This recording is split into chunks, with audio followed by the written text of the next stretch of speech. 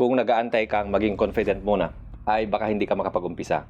Siguro sa akala mo, yung mga nakikita mo ngayong confident sa camera, yung mga sikat na content creators, ay bigla na lang nagising isang araw, nag-turn on ng cellphone nila, nag-record, at talented na agad sa pagko-content.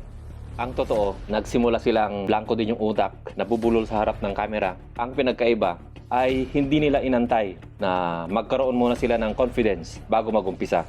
Kasi lumalabas na ang confidence ay hindi parang isang ticket na kailangan mo muna bago ka makapag-umpisa. Ang totoo, ang confidence ay siyang reward mo after na magawa mo yung kailangan mong gawin. At yan ay yung first time na makapag-post ka successfully. Pag nakapag-post ka na, dyan na uusbong yung confidence mo. Sa bawat videong iniiwasan mong i-post, ay tinitrain mo yung isip mo na ang pagpapakita sa video ay delikado. Pero yung mga video mo na ipinost mo kahit alam mong hindi maganda, ay tinitrain mo yung utak mo na sabihin niya, I survive, kaya ko itong gawin ulit.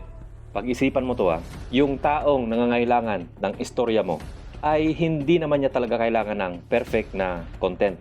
Mag-post kang nahihiya, mag-post kang takot, at mararamdaman din nila na buti ka pa, kaya mong gawin. So in a way, magkakaroon sila ng inspirasyon dahil nakita nilang kaya mo.